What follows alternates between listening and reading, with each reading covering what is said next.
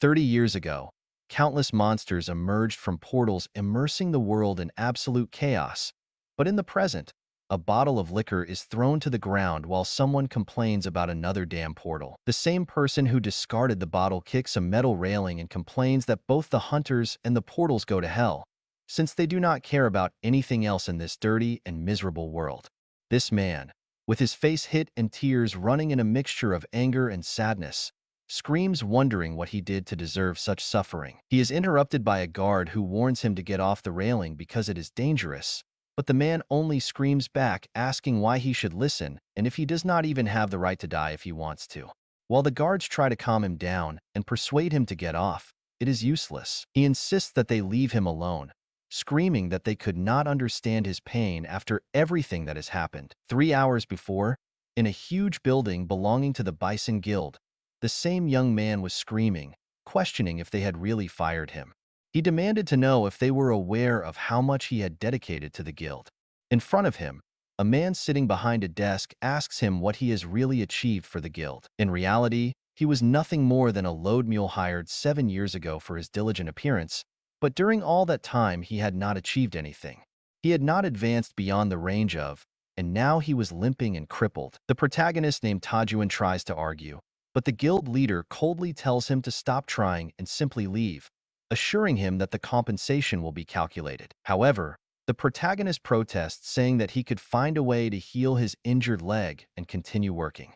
The discussion is interrupted by a muscular man with blonde hair and tattoos, who makes fun of him, asking him if he really does not understand the clear language, pointing out that the boss already told him that he is fired. The protagonist recognizes the man as Young-hin and demands to know how he can treat his superior in that way, but Young-hin makes fun of him, asking him why he acts like an old man, calling him pathetic. Young-hin advises him to take the damn compensation package and buy some snacks like the pathetic low-ranking hunter he is.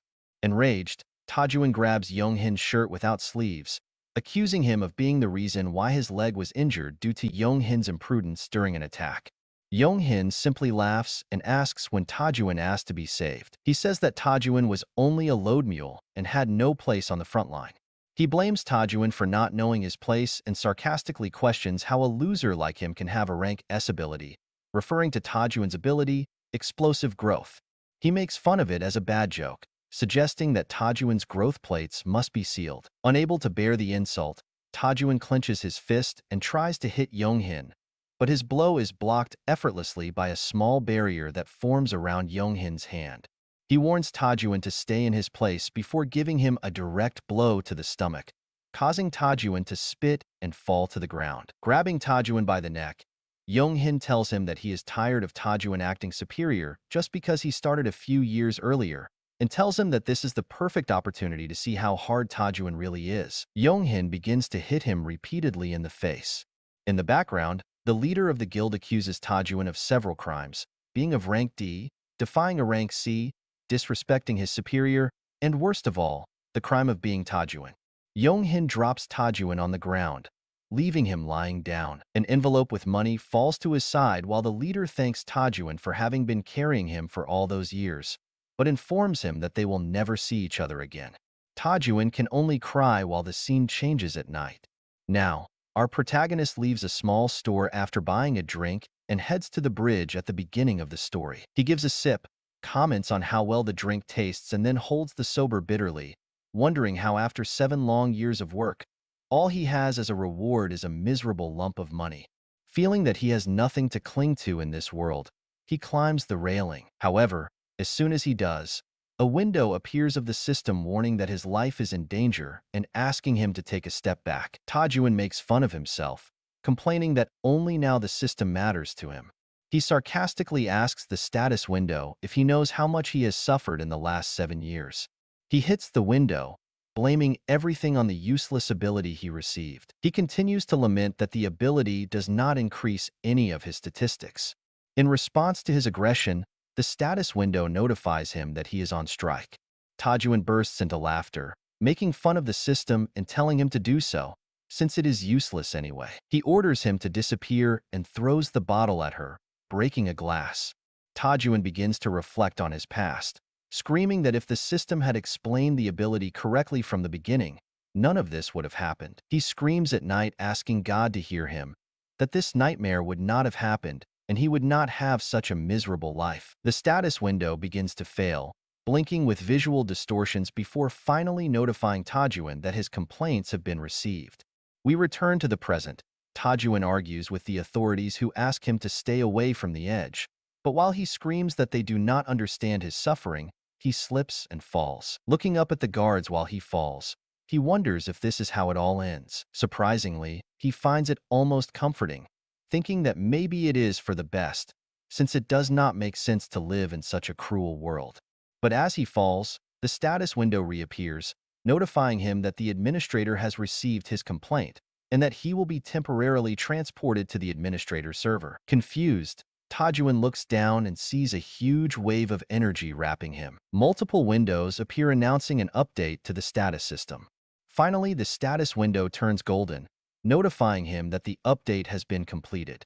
Suddenly, Tajuan wakes up with the sunlight on his face and the sound of the birds singing. He puts a hand on his head, complaining about the pain and wondering what kind of nonsense he got into for drinking only like a fool the night before. He promises himself that if he ever drinks again, he will imitate a dog as a punishment. But in a sudden flash of memory, he wonders if he really fell the night before and remembers seeing something about an update of the status window. However, he discards the idea, thinking that it was only his imagination overflowing. In any case, he is now an unemployed man, thinking about what the hell he is going to do to make a living. He wonders if he should work as a worker, considering that joining another guild as a hunter will be almost impossible for a while. As he meditates on his options, he is interrupted by a small hologram of a blonde girl with pointed ears who asks him if he is satisfied with the latest update of the status window. Naturally, Tajuan is surprised by the sudden appearance, tripping back and screaming, asking who she is. With a carefree air, she introduces herself as Mary from the State Window Management Department. Tajuan questions if this is real, asking if what happened the night before was not just a dream. Mary quickly confirms that it was actually real. He informs her that they reviewed her complaint about explosive growth and discovered, after an investigation, that her status window was out of date, which caused it not to work properly. This revelation leaves Tajuan stunned, and the carefree laugh at the end of his statement does not help him understand how something like this could have happened. Mary explains that she cannot divulge the reasons for security reasons, but assures him that the problem has been resolved. His status window is now completely functional and will begin to evolve as expected. However, instead of feeling relieved, Tajuan gets angry.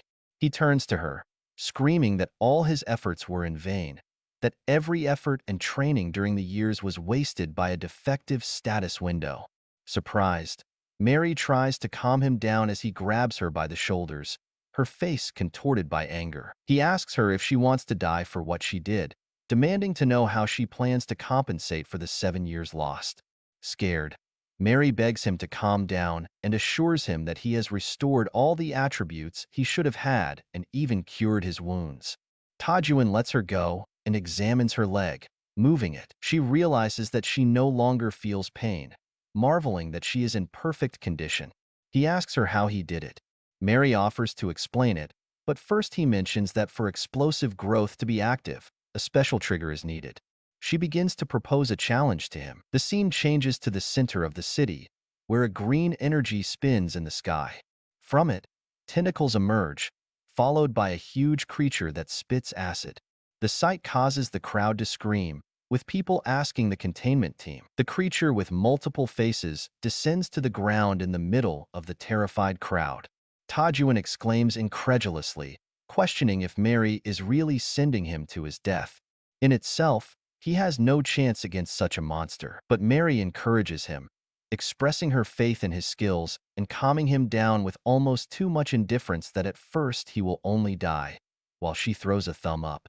Tajuan looks at the creature, which opens like a flower releasing poisonous spores. Such a creature would normally require at least a B rank hunter, and even an experienced containment team would have difficulties against it. Tajuan, doubtful, asks if defeating the monster would really activate explosive growth as Mary stated. She confirms it with confidence. Still conflicted, he debates whether to trust her. His sudden appearance and his absurd suggestion leave him incredulous. He concludes that his life is already a chain of unfortunate events and that fleeing would not change anything.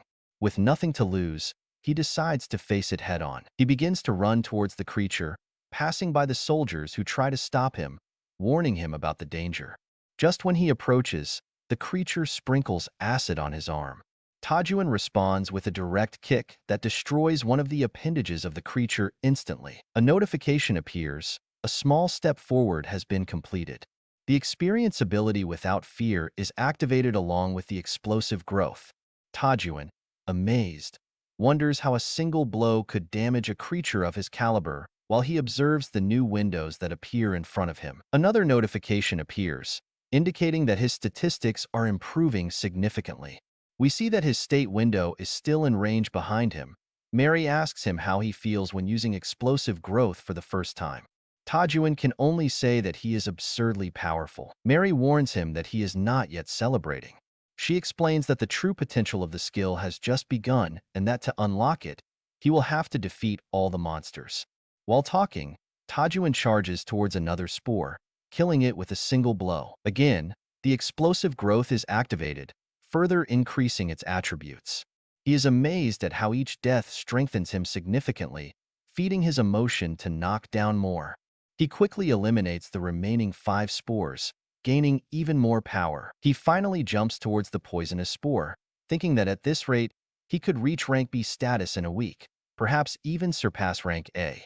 With a smile, he throws himself into the mouth of the spore, preparing for a blow.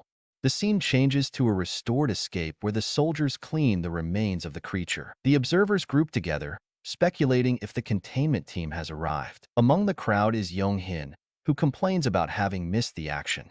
One of his companions points to Tajuan lurking among the remains of the creature. They wonder why a loser like him is there and speculate if he has eaten something strange. Noticing his strange and dirty expression, Young-hin approaches his group, calling Tajuan and Mary. Young-hin makes fun of Tajuan, asking him if he did not understand the clue they gave him before. He calls him pathetic and assures him that he will never be more than a loser. Tajuan internally asks if they are also there to hunt. A window of state appears in front of Tajuan, which causes a sly smile with great sarcasm. He comments on how his injured leg delayed him, ironically thanking Young-hin for his kindness before the situation intensifies. A soldier from the containment team interrupts, thanking Tajuan for his help and recognizing that the situation would have been much more dangerous without him. Tajuan's smile becomes almost psychotic as he contemplates how everything is fitting perfectly for him. Deciding to take advantage of the moment, he humbly tells the soldier that it was nothing and that it was simply his duty as a hunter. This leaves Young-hin and his group visibly irritated and confused. The soldier continues to praise Tajuan, marveling at his ability to handle so many spores at the same time. He is interrupted by Young-hin, who incredulously asks if he is saying that Tajuan defeated the entire monster alone. She confirms it, questioning if there is any problem. Young-hin still disagrees. He barely has time to process this when Tajuan respectfully tells him not to bother the public officials, grabbing Young-hin and his group and dragging them away, promising to explain everything later. We move on to a scene in which the characters are inside a small building under construction. The blonde boy mocks the protagonist, demanding to know if he really defeated that creature on his own. He continues to mock, pointing out that the protagonist is only rank D, wondering if he really believes that such a feat is possible and ordering him to respond. The protagonist remains silent, remembering a previous moment when the window of state informed him that he had found some very rude adventurers. If that gave him a mission to give them a lesson in exchange for a rank A skill. This memory had caused him to smile like a psychopath before, while he was thinking about the opportunity to gain his ability just by hitting those fools. For him, it was like killing 2 birds with 1 stone. In the present, the protagonist suddenly falls on his knees to the ground, leaving Mary looking at him like a complete fool. However, Tajuan apologizes and asks if they would not mind if he gives them a good beating. They look at him confused, while he has casually explained that they may be confused. But since he is new at this type of thing, he is not very good at coding his words. He asks one last time if they would mind receiving a lesson. Young-hin's group is outraged. One of them, a huge bald man, takes a step forward and asks if Tajuan has lost his head from the heat, or if this is a kind of joke. He tells Tajuan to stop talking nonsense and reminds him that in this world, people who commit crimes must be punished. He underlines this statement by hitting Tajuan's head, trying to push him down. The protagonist, calm, asks him if he is serious about what he was saying. Then he announces that since the bald man thinks this way, he wants to punish him and that he must receive what he deserves. The bald man begins to question Tajuan's statement, but before he can speak completely, Tajuan punches him in the face. The impact is so devastating that it metaphorically restarts his window system, leaving the man lying on the ground. The rest of the group is stunned, questioning if they are seeing things correctly, since the bald man has collapsed by himself while they are still in shock. Tajuan tells them to approach one by one, as they dare to intimidate a superior, and wants to see if they can even give a single blow to the forehead. The group thinks he is deluding themselves by believing that they would fall before such a ridiculous attack. They wonder why he is so confident, wondering if he has not already received enough beating. As they approach, Tajuan, who is preparing to throw a blow, throws it with such force to the bald man's head that his face deforms and his nose spills blood like ketchup. Vagan systematically knocks down the rest of the group, one blow at a time, breaking shields, disarming weapons, and knocking down several members. In the end, only Jonghin stands up, furious and confused, wondering if this is a joke, if his team could really fall before an attack like that. Tajuan replies that it is not a joke, calls him by his name, with his eyes shining in red, and asks him if he still believes this is funny. Jonghin is visibly disoriented, and Tajuan explains that although he could let the others go, Jonghin specifically will not let him escape. He says that a simple blow to the forehead is not enough for someone like him and warns him to prepare. Jonghin, now furious, declares that he is going to kill Tajuan. He invokes ice spikes and makes fun of him, saying that it seems that he has unlocked some physical ability, but warns him that he does not believe much for a single ability. Tajuan, without imitating, looks at him and casually asks him when he learned the ability of ice missiles. At that moment, the window of state appears announcing that Tajuan has acquired a new ability. Tajuan smiles and thanks the window of state for his perfect moment.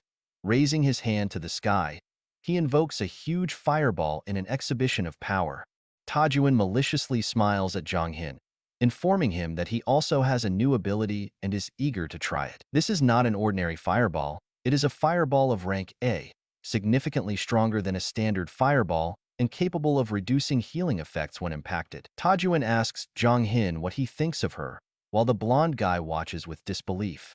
His ice spikes melt under the intense heat of the fireball, and he wonders if it is even a real fireball. Tajuan admits that he has just learned the ability and is not sure if he can fully control his power, advising Jonghin to be careful before throwing it at him. Jonghin begins to be consumed by the huge fireball, his thoughts overwhelmed by how unbearably hot he was. In the end, a massive explosion shook the area, creating a crack in the building and leaving Jonghin lying on the ground, his body dehydrated, his clothes wrinkled and his hair split in half and burned to ashes. The blonde guy, barely conscious, wonders what just happened and how he is still alive. Our protagonist makes fun of him for having urinated in his pants, adding that even in despair, he should not fall to the ground in such a pitiful way. Tajuan approaches him and warns him to stop bothering the members of the guild, telling him to be kind from now on. Jonghin apologizes profusely, admitting that he understands, calls him sir, and promises not to intimidate anyone again. However, our protagonist smiles and reminds him that there is still a blow to give. Placing his hand near the blonde man's forehead, he smiles mischievously, ready to finish what he started. Mary looks at our protagonist collapsed near the bed and tells him to wake up, saying that it is time to go to the dungeon. She explains that after using too much power, she fainted from exhaustion and remained motionless for 3 days. He asks loudly if he can overcome this crisis, breaking the fourth wall and looking at us, while Tajuan tells him to shut up, complain about the pain, having a fever, and asks him if he could stay silent. He realizes that he is finally awake, and he explains that he pushed his mana to the limit, and that is what happens when he is reckless. He got too excited to get strong so fast, but now he needs to focus on improving his mana. Mary asks him if he really needs that, considering his incredible growth so far. He confirms that it is precisely because of that growth that he needs to increase his mana. All his statistics have improved, except for his mana, and if he continues to hunt without addressing this problem, he will faint again. He also points out that his fireball ability consumes twice as much mana. So in any case, he has to increase his mana. Mary sits down, saying that she understands him, and asks if there is any way to increase only the mana. He replies that there is a perfect place for that, just when the state window appears notifying him that there are 8 hours and 30 minutes left for his recovery. We move on to the next day, where a huge tower appears in sight that rises to the sky. Its name is the Training Tower. Tajuan approaches her with Mary, who asks her what that giant tower is. He explains that it is the best place to train mana quickly, and that it is also a dungeon for beginners. She is confused and asks why. If it is so well known and effective, they are the only ones there. He explains that in the past it was a popular place, but that today it has fallen into disuse. While they speak, an old man approaches, calling his grandmother and asking her if he has really returned. This confuses our protagonist, who wonders what is wrong with him. Tajuan approaches and says that he wants to do the mission of the tower, but the old man murmurs something about not eating fast food, directing jealousy at his grandmother. Our protagonist clarifies that he wants to do the mission and is not asking for fast food. The old man asks him if he is really there to challenge the mission of the tower and then tells them to continue, offering to guide them through the tower. Mary comments nervously about how uncomfortable all this is for her, but Tajuan assures her that he is prepared. The old man begins to explain the tower, but it is interrupted by our protagonist, who explains that the tower is divided into 10 stages and that when all are completed, the mission is considered overcome. He explains that the first stage consists of defeating a group of goblins. The old man confirms it, and Mary comments that Tajuan seems to know a lot about the tower. Tajuan replies that no one knows the strategies of the tower better than him, since he could not physically participate in the expeditions, but he studied them extensively on YouTube and memorized all the strategies he saw. He concludes by saying that the dungeon for beginners will be bread eaten for him. Mary congratulates him, and the story points out that Tajuan is, in fact, an excellent theoretical learner. The old man asks what he said, but Tajuan ignores him, pretending that he was only talking to himself. Shortly after, they find themselves inside the tower, where the old man tells them to start the first test, hitting the ground with his staff and summoning the monsters. Azir comments that 10 goblins should not be anything for Tajuan. 3 little goblins approach, but behind them a huge group of ogres appears. Tajuan, confused, wonders if it is the season of fattening. He tries to ask the old man why the goblins look like ogres, but the old man simply murmurs something about kimchi soup. Frustrated, Tajuan calls the old man's in, and without delay the huge group of ogres rushes towards them. Mary asks Tajuan what he is going to do with the monsters that are approaching. Closing his fist, Tajuan gathers his fireball magic and throws it at the group, setting them on fire while screaming that he will crush them. He celebrates watching the monsters burn, but Mary warns him that there are still enemies left and asks him to be careful. An ogre approaches from behind, and it is too late to defend himself when a direct blow hits him. Fortunately, he blocks it and counterattacks using the staff as a lever, throwing himself through the air and landing a direct kick in the face of the ogre, challenging him to show what he has. With just one kick, the ogre collapses. The window of state appears notifying him that the first stage has been completed perfectly and that thanks to the explosive growth, his experience has increased significantly. The old man laughs and congratulates Tajuan for having completed the first floor so quickly, commenting that it seemed too easy. Tajuan, trying to suppress his anger, says that it was not easy at all and that it was much more difficult than he expected. The old man ignores him and tells them to proceed to the next stage, which even more infuriates Tajuan, who feels a growing need to attack the old man. From that moment on, our protagonist explains that the dungeon was completely different from what he had anticipated, with much stronger monsters than usual.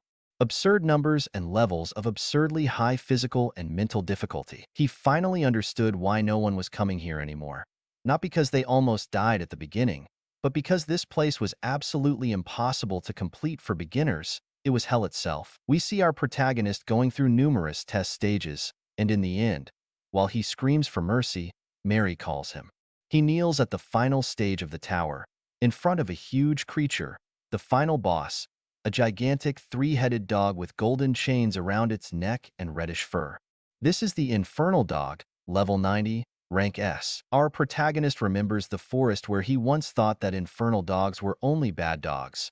But this was at a completely different level from everything he had found before. He murmurs that they should surrender with the reward, admitting that he could not defeat that thing even if he died and resurrected.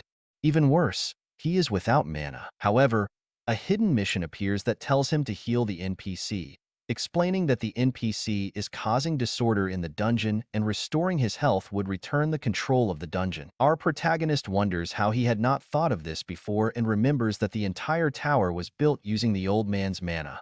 As the old man cannot control his own mana, the monsters are out of control. If he could restore the old man to his normal state, he could complete the dungeon. Mary asks him if he has devised a plan, and he confirms that he does, although he is not sure that it will work. He begins to run towards the old man, remembering something he heard before. When a powerful magician loses control of his mana, loses sanity due to an overload of magic energy. At that moment, he can hardly think. The old man's mind is like a great entanglement of mana threads. Our protagonist runs behind the old man, while Mary screams, asking what he is doing.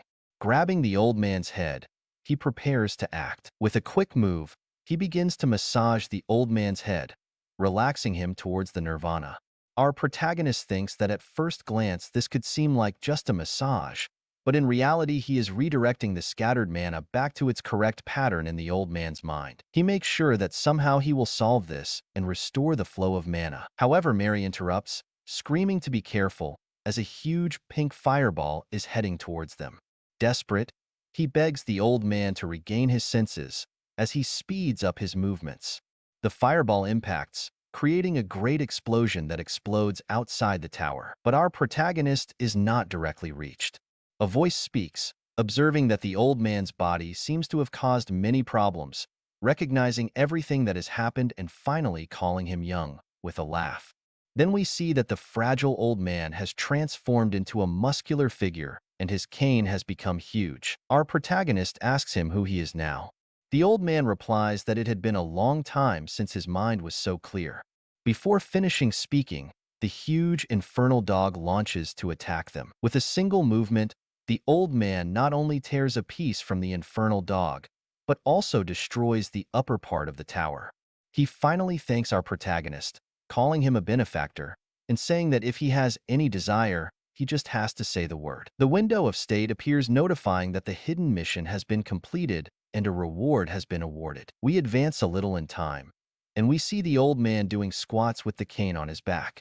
Upon reaching the 100th repetition, he throws the cane against the ground, breaking the floor, while he says that high-intensity training is preparing him for moments of intense use of mana. Then he begins to show postures of culturism, saying that precisely that was what turned him into an archmage. He is the archmage Aloyd, who asks our protagonist if he can feel the mana radiating from his muscles, inviting him to touch him if he wants. Our protagonist refuses, saying that he does not intend to do so, but the old man responds that this type of power is not unnecessary and adds that he has not yet heard what he wanted, saying that everything is valid.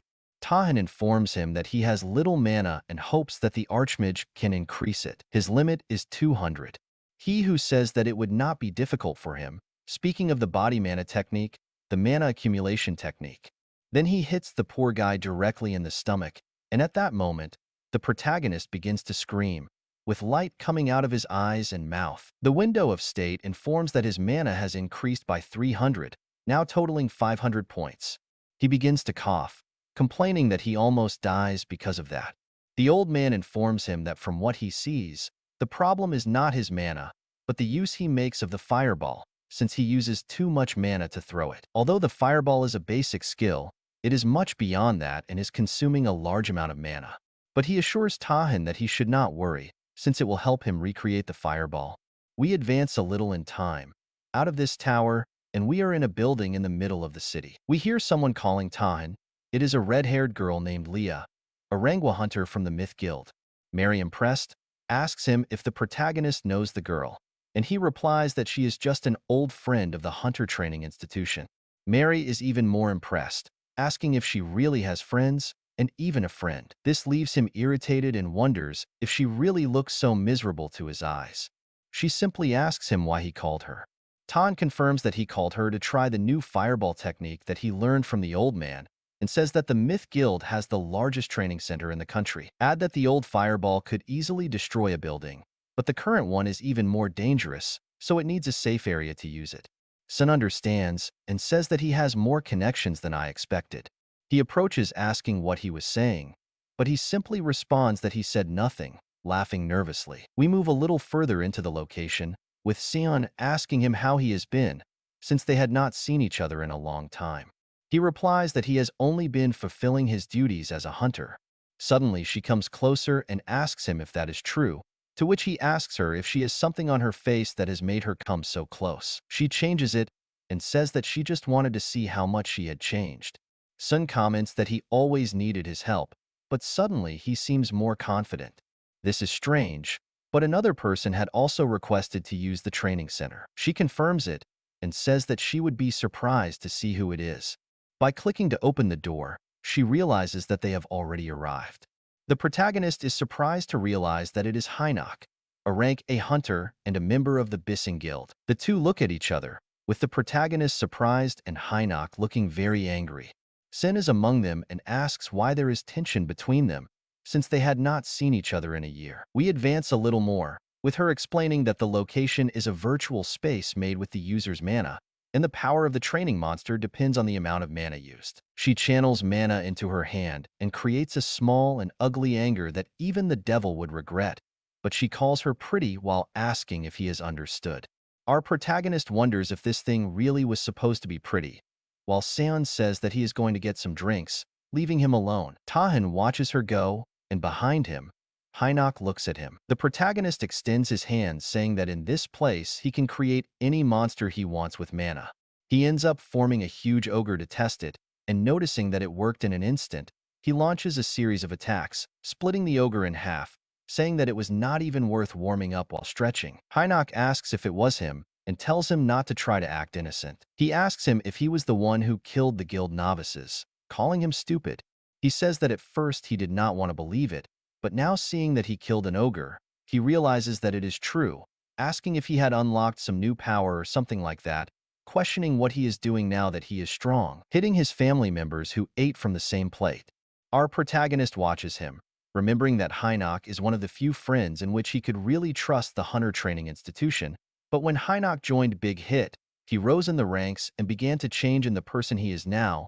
They are no longer friends. The protagonist has a very ugly and arrogant expression on his face, saying that he was the one who did that and asking what Hynak will do about it, since he was the one who beat the novices for messing with the first one. He gets closer and asks him what Hynak did in addition to simply watching how they beat him until he left him a pulp. Each word makes Hynak angrier. Dahan ends up saying that he should have intervened and defeated the novices with Myung-hin. Hynak loses patience and grabs the neck of our protagonist, warning him that he has a lot of courage, but the protagonist interrupts him, saying that they are strangling him and it is difficult for him to breathe. And as he feels threatened, this would be legitimate defense. We see them enter with a bag and warn them that he brought drinks for him. She is surprised and asks what they are doing when they see Dahan and Hynak fighting. Hynak forces the protagonist to crouch with a push while asking for a break, but the protagonist warns that there will be no rest while he is surprised by a kick from the protagonist. Hynak barely manages to defend himself, but admits that Dahan has become stronger and that now he will take him seriously. But our protagonist only makes fun of him, saying that he should have done that from the beginning, which makes Hynak even more irritated, thinking about when this fool became so good-provoking. He turns with his spear and names his technique, releasing yellow rays. Begin spear technique, first form, thunder spear, surrounding the spears with yellow energy. Sun shouts, asking if Hynak has lost his head, pulling the spear out of the thunder in the training center. Our protagonist says that he already knew that Hynak would use this technique with Mary by his side, surprised and scared, while the protagonist warns that he is also going to use all his power. Seon and Mary are surprised as he prepares, and the madman simply throws a blue fireball at Hynak. This is the Archmage's range fireball, which also applies a healing reduction to the target and was learned from Elite. He leaves Hynak stunned, wondering if this is really a pure energy ray. Hynak complains about the amount of magical power and says that he would not be able to block it. But suddenly a figure interposes himself in front of him, taking out a sword and cutting the energy in two, completely dissipating it, leaving everyone surprised. Our protagonist asks who he is, and Sen shouts that he is the vice president of the guild meet called Zon. AS rank Hunter says that this fireball is not ordinary and warns that using such a powerful skill on a partner could have caused a serious accident. Our protagonist simply says that he is a little out of energy because this was the first time he used it. Hynak thinks that although it was an unexpected situation, it turned out well, and the best thing is that Tahan was in trouble. Finally, with a terrifying aura, Zon observes our protagonist and calls him. After approaching with a smile, he asks him if our protagonist would like to join his guild while he shakes his hand. Hynak is outraged thinking that the vice president of the Meat Guild, one of the few high-ranking hunters in the country, is making a proposal to Tan. Zon comments that he had never met a fireball with so much power before, and someone who has the basic skills to the maximum would be a great asset for his guild. He asks again if Tan would like to join them. Our protagonist smiles as he thinks that upon receiving a proposal out of nowhere, he must have been recognized. And Meat is one of the 4 largest guilds in Korea. The 4 guilds are Onhik, Meat, Longan, and Songyonghim. If he joined, it would be a great benefit. Tahan speaks out loud to the vice president, who listens, saying that a hunter must train constantly to exceed his limits. Zon questions this training, and our protagonist claims that he promised to duel with a Hynak to test his limits, while Hynak denies and asks when he promised to duel. But it is interrupted by our protagonist, who says that during his training with the hunter Himjiu, he realized that Hynak is a mountain that he still cannot overcome, and that is why he cannot join the guild, since there are still many mountains to overcome before that. Hynak claims that he is crazy and tries to warn about the fight, but the vice president simply begins to laugh, saying that nothing is more essential than training for a hunter and that he liked Tahan's spirit. He ends up asking what his name and rank is. The protagonist says that he is a rank D hunter and his name is Tan.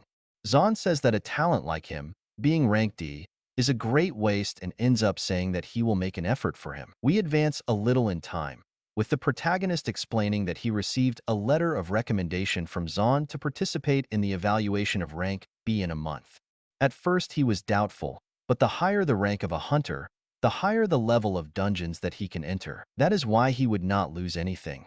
So he decided to take the test to become rank B. Now, a month later, we are in the center of hunter tests and our protagonist is impressed by the unique atmosphere of the place. Next to him, Mira comments that Zon must like him a lot, since he gave him the letter of recommendation so quickly. Our protagonist is shocked, saying that the talent recognizes the talent and that no one can compare to him. Mary asks the question that everyone is wondering. Why didn't he join the guild if they offered so much support? He replies that logically, it is for the money, since the adventurers affiliated with the guilds have to share part of their expedition and looting earnings with the guild. In addition, the rewards are not so great and their schedule would be full. You work like a good dog, just to be discarded when you get hurt. He ends up saying that he only wanted money and nothing else, while he smiles like a psychopath. Someone calls his name, which makes him turn his face, with only part of his body twisted in a diabolical way. He realizes that she is a girl with silver hair, wearing a headscarf, wondering if she was also going to take the test. She is Yeren, a member of rank K of the Chiana Guild. She extends her hand and he narrows it, asking if she knows him. She confirms by saying that the rumors had already spread, thinking about how Zon is completely determined to bring him to his guild. But she gives him a mischievous smile, while saying that she heard that he was such a great talent that even the president of the Myth Guild was looking for him and anxiously observing him. Our protagonist confirms thinking that he is talking unnecessarily. Both are interrupted by a man who says that he came to see what was happening, but ended up getting ready alone with a mediocre man, referring to our protagonist, saying that this was to show that nothing good comes out of an overrated banquet. This is Kong Hyan, rank C of the Oran Guild. He introduces himself and says that it is a pleasure to meet you, stating that he is destined to be the best hunter of this era, while our protagonist thinks he is crazy. A voice resonates. It is the presenter, who welcomes the participants and announces that the 32nd rank B evaluation test will begin. All the hunters present focus their attention on the woman on the stage, and she continues to announce that she will introduce the hunter who will be her mentor during this time. The rank A hunter, Choi Jin-ok, of the Bisin Guild. Our protagonist is impressed while Jin-ok speaks through the microphone, saying that it is good to see them all. He warns that before the tests, he will briefly explain the procedures to them. The test will be carried out in a dungeon prepared by them, and each of the 8 participants will group in pairs to face the dungeon together. This dungeon has 4 entrances labeled A, B, C, and D. The first couple to reach the end will face the boss directly, and even if they are seriously injured, there will be a team ready to help. He ends up warning them about a scoring system that will be in force and that they must take into account. After informing everyone, the test begins. If the name of someone is called, he must take a step forward, take the transmission team, and then go to the portal. Finally, Team A is made up of Yeren and Kanghyun. Team B is made up of Jang Dong and John Haram. Team C is made up of Cho Sung Ji and Bong Hoon.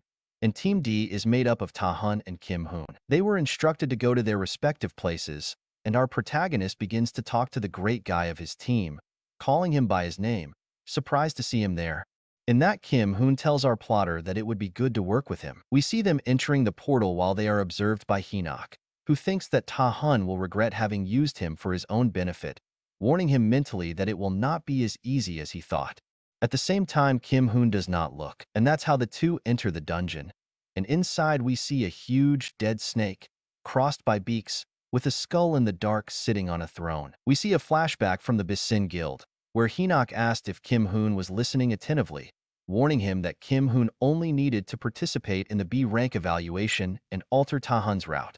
The route was designed to make it more difficult, and if Kim Hoon interrupted Ta Hun, he would not pass easily. Then he asks him if the poor boy's mother is not in serious condition and tells him to take advantage of the opportunity to earn some money and help pay for surgery, promising a generous reward if the mission was completed, with Hinok telling him to just trust him and move on. We return to the present, where Kim Hoon is thinking about how he ended up on Ta Hun's route. Our protagonist points out some white snakes, calling them monsters, and with a quick blow, the 3 snakes have their heads crushed. He wonders why they are so weak and why they gave so little experience. Kim Hoon is confused by the strength of the protagonist and the fact that his explosive growth ability is active, but it only increases the experience in a small amount. Kim Hoon thinks for himself about how Ta Hun became so strong, since just a few weeks ago he was not so different. In Bisin they were in the lowest ranks, but even in that position, Ta Hun did not lose hope. We see a conversation between them, with Ta Hun admiring Kim Hoon's ability to absorb the attacks of his opponent and affirming that someone with a skill like his would eventually shine, as long as he keeps trying. Kim Hoon remembers how Ta Hun, as a great mentor, gave him hope when he had none. Now his mission was to make Ta Hun fail, and he could not help but think that this was something that only the scum would do, but he had no choice. He needed to pay for his mother's surgery, so he had to do it for his family. He approaches the protagonist, calling him, and gives him a bottle, telling him that it would be difficult, so at least he should take it. He explains that it is an improvement potion that he carries in his expeditions, and that it would be good for him to use it. Ta Hun thanks him and drinks it, while Kim Hoon thinks that the protagonist had successfully drank the paralyzing poison, and that Ta Hun would weaken over time. But as soon as Kim Hoon stops thinking, the protagonist begins to complain of pain, saying that something demonic is awakening inside him, asking for a bath.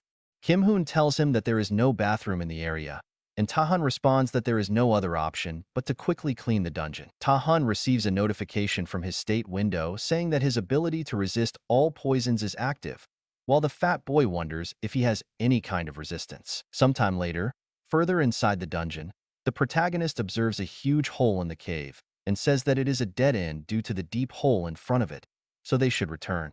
But the design of the place gives the feeling that they are walking in circles. Kim Hoon looks at the protagonist from behind, thinking that this is his opportunity. If he pushes him, Ta Hun will not die from the fall, and it could be his only chance to interrupt the evaluation. He shouts an apology to the protagonist as he runs to push him, but ends up failing, leaving both confused. While the protagonist is about to fall, he grabs Kim Hoon's leg in desperation, screaming and asking if he wants to die when he suddenly jumps over a cliff. Kim Hoon in his despair calls himself garbage and asks to be let die. When Ta Hun asks him what he is talking about, Kim-hoon explains that he was trying to fail the evaluation by putting him in danger. He ends up asking Ta-hun to let someone like him fall. Ta-hun tells him to talk about that later and that it is not a good time. While in his mind he thinks that this time it is serious, he has an extreme stomach pain and wonders if he can get better nearby, since no one will be watching his transmission live. But as soon as he looks around, there are 10 spectators. Thinking he can't let this be seen, he tries to lift Kim-hoon, but the ground gives way and they both fall to the bottom of the well. After the fall, both complain of pain in the dark when a strange animal sound appears and countless snakes emerge from the darkness, heading towards them. We see the other groups. Team B is in trouble. Both are extremely exhausted, and while the observer asks if they can survive, Hong Gwin begins to scream for his mother, asking to leave with his resignation. Team B is eliminated while poor Jang Dong-hoon is left behind asking for help. Meanwhile, in Team C, they are fighting each other, almost leading to their elimination. Then the last one standing is Team A. The observer asks if they can pass, while we see Yeren speaking to the camera, announcing that they will defeat the millenary white snakes. As soon as he says he is ready, he looks back to see Kong charging at the snakes and screaming. She is scared because he is doing everything for himself, while Kong says that this evaluation will make him noticed by his boss and will not let this opportunity escape. She complains that she wants all the attention for him, but will not let that happen. Raising his hand, he uses his ice-cold wind skill, freezing many snakes as he hits them. He shouts that he will not be a secondary character. He will be the protagonist of this test. Team A advances in the test, meeting expectations such as the potential of the 4 great guilds, and they are the first to enter the boss's room. They arrive in front of Hynak, who congratulates them on having made it there, and says that he will take them to the boss. Yeren asks if Tan has not yet arrived, and Hynak replies that since the team does not have live transmission, it has probably been eliminated. Kong says that he had told them that Tahan was not a big deal, but Yeren simply says that he had great expectations due to Swan's direct recommendation. Hynak asks them to follow him to the boss's room, hiding a malicious smile. They enter the boss's room and Hynak thinks how disappointed Swan would be if he found out about this. But the three are amazed to see a huge snake crossed by beaks and a large skeleton sitting on a throne, looking at them and saying something unintelligible. Everyone wonders what the hell is that. We return to the team with the explanation of King Hun's ability, which absorbs opponents' magic abilities and returns them to the attacker. The more it absorbs, the more powerful it becomes, but it cannot absorb beyond its capacity. And when the absorption meets the HRD fireball, a new ability is formed, the Train of Hell. The two are sent flying up with a blue flame cannon coming out of King Hun's butt. Our protagonist, on King Hun's shoulders, asks him if he can still bear more, and King Hun sits down. The protagonist points up, telling him to go directly to the boss's room. We cut directly to Team A, with Yeren thinking that the boss of the dungeon should have been Lemuji, according to the original plan. However, Lemuji is dead and a lich faces them. Hynak can only think that someone must have manipulated the dungeon. Yeren asks if this is really happening and screams, questioning why there is a lich in the area. The huge dead snake begins to rise while Hynak orders everyone to retreat behind him. At that moment, the snake attacks, lifting Hynak and causing the team members to scream that they cannot stay with their arms crossed. Both begin to attack the creature. However, the lich simply raises his finger, causing ice stakes to shoot at them, hitting them. Just when Hynak thinks he will have to defeat the lich to stop him, he loads Lich's back, only to be immobilized by the snake's tail, thinking that he has been reckless.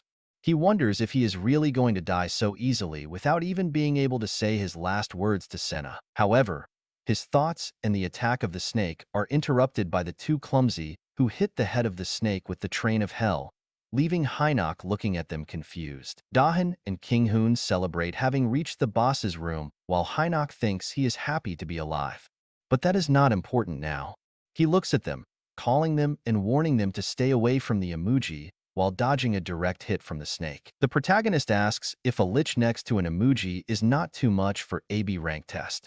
Hynak replies that apparently, someone intervened in the evaluation and maybe someone wanted one of the two to fail. He adds that it is probably someone who can control the guilds, or even someone connected to other guilds. The protagonist says he understands and points to the snake and the lich, asking if they only need to defeat them. The stressed Jerrying confirms and says that he really does not want to work with the protagonist. The two agree that it is only temporary as they advance. Hynock warns them to be careful as he shouts and uses his spear to cut the flying stakes towards him.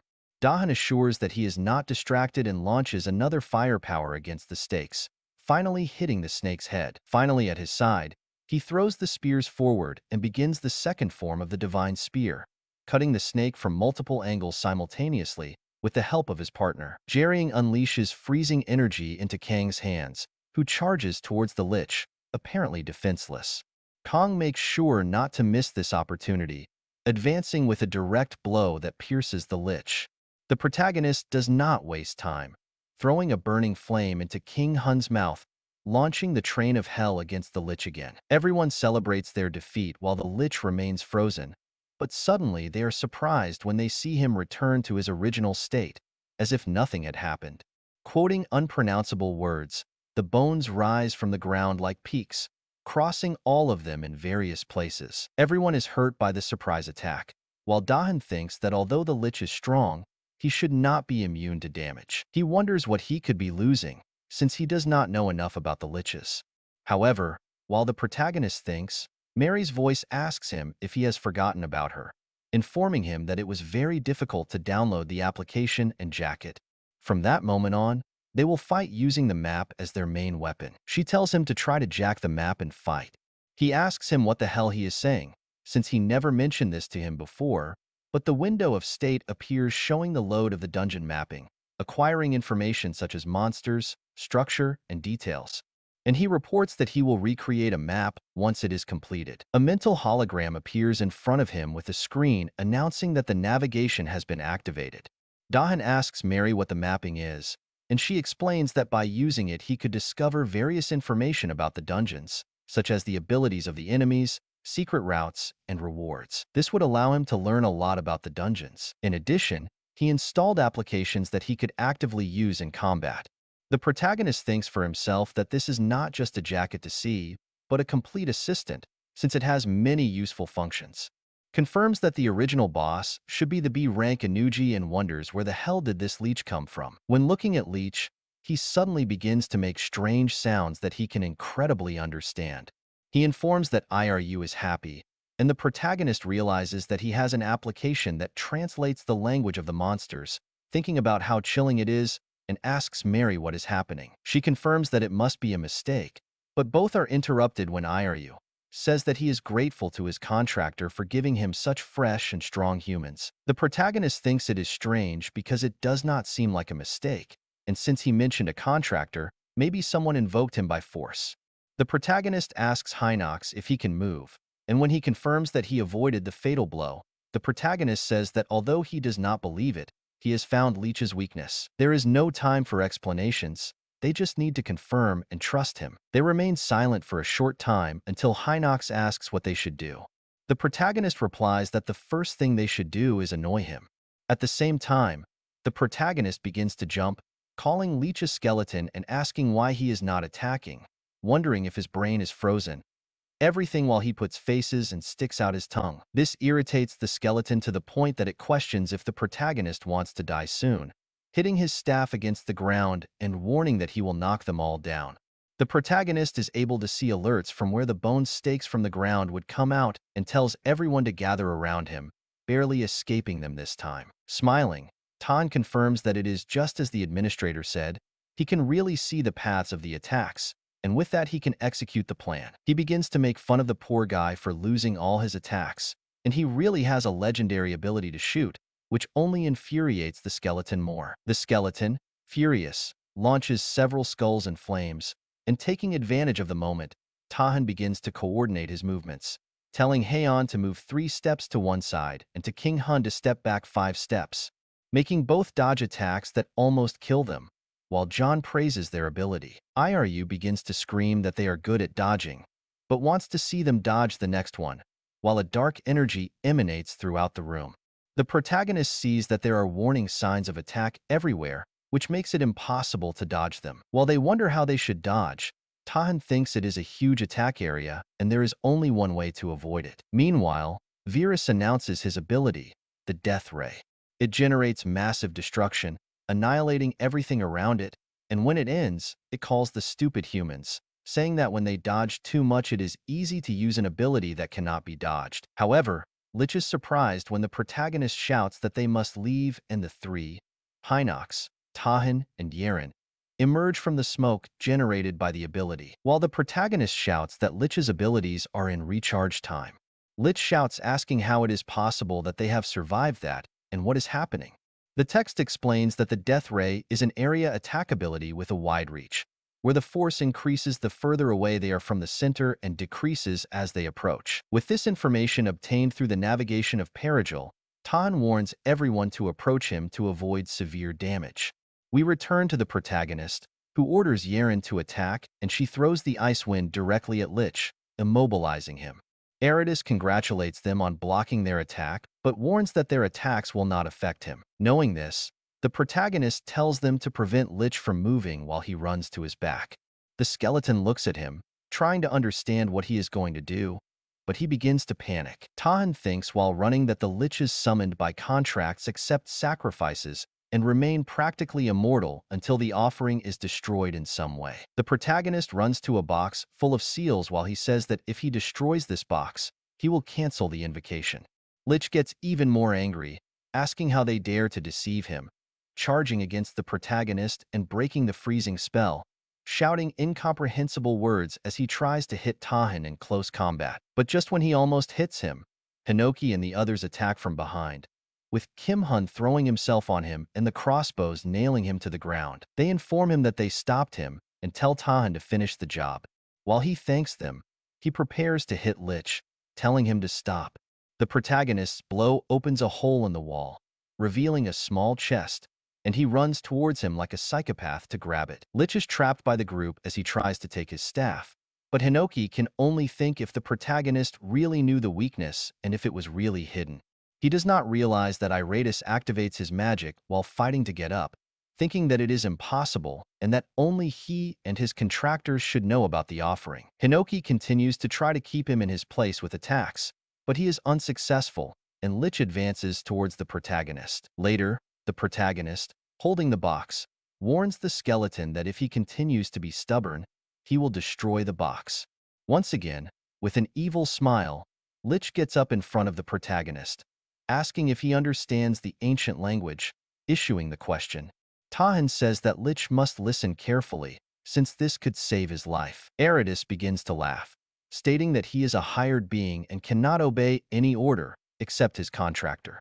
The protagonist simply says that if that is the case, they should cancel the contract and end it. Lich then explains that it would not be possible, since perhaps an ancient magician could do it, but someone like him could never do something like that. Tahan then questions if he really sees him as an ordinary human, leaving Eridus confused. The protagonist not only discovered his magic, but also localized the offering, causing Iratu to wonder if Tahan could really cancel his contract. After thinking about it, Lich says that he will believe it for now, asking what he wanted and affirming that he would fulfill his wishes with a strange expression on his face. The protagonist once again thinks about the pain in his stomach and says that first he must undo the skeletons outside, warning that before entering he invokes several skeletons. Then he looks at his system, while Eridus asks how he discovered that. Meanwhile, we see the rest of the group fighting against the skeletons outside, and the protagonist warns that if he lies, his head will be destroyed, forcing Lich to fulfill. After finishing the invocations, Lich asks if the protagonist has more wishes.